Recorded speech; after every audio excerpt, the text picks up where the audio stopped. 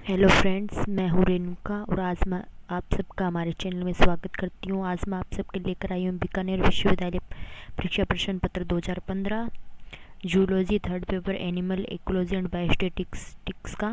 तो चलिए वीडियो को स्टार्ट करते हैं। इकाई 1, प्रश्न नंबर 1, स्वपारिस्थितिकी को परिभाषित कीजिए। दीप्ति कालिका किसे कहते हैं?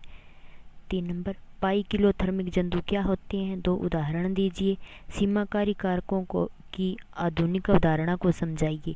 लिबिक का न्यूनतमता का सिद्धांत का विस्तृत वर्णन कीजिए। 2 नंबर प्रश्न है, समपरिस्थितिकी को परिभाषित कीजिए। पृथुतापी तथा तनुतापी में अंतर स्पष्ट कीजिए। सहजीविता किसे कहते हैं? उदाहरण दीजिए। परजीविता पर टिप्पणी लिखिए। सीमाकारी कारकों के संयुक्त अवधारणा का विस्तृत वर्णन कीजिए।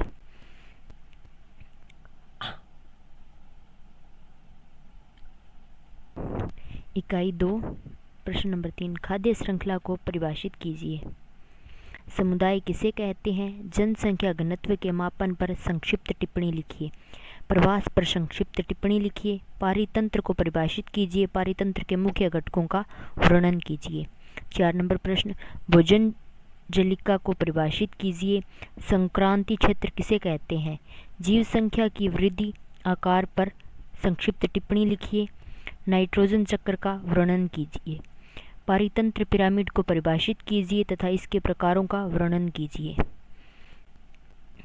इकाई 3, 5 नंबर प्रश्न, जंतु प्लवक के 2 उदाहरण दीजिए। नेक्टोन क्या है? गतिमय जलीय आवास के अनुकूलन का संक्षिप्त वर्णन करिए। स्थिर जलीय आवास की विशेषताएं लिखिए। समुद्र या आवास स्थान की विशेषताओं पर विस्तार से वर्णन कीजिए। बेंथोस किसे कहते हैं? सरोवर विज्ञान की परिभाषा लिखिए।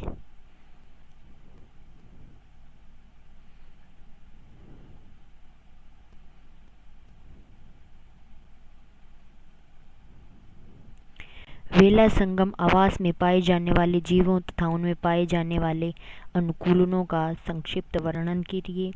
सुप्रकाशित क्षेत्र तथा अप्रकाशित क्षेत्र में अंतर स्पष्ट कीजिए। प्रत्येक का उदाहरण दीजिए। वेलांचली क्षेत्र के प्राणियों के अनुकूलनों का उदाहरण सहित वर्णन कीजिए। इकाई 4, प्रश्न नंबर 7, किस ईंधन के दहन से फ्लाई ऐश का निर्माण होता है? प्रदूषण को परिभाषित कीजिए। नाभिकीय ईंधन क्या है? समझाइए। पर्णपाती वन पर संक्षिप्त टिप्पणी लिखिए।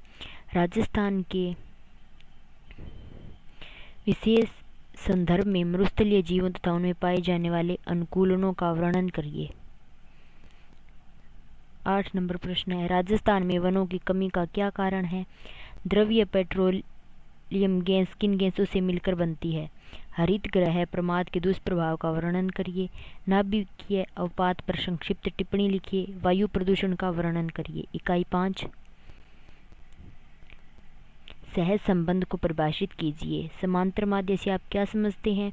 चर से आप क्या समझते हैं? खंडित व अखंडित चर में अंतर स्पष्ट कीजिए। लेखा चित्र प्रदर्शन के गुणों को लिखिए।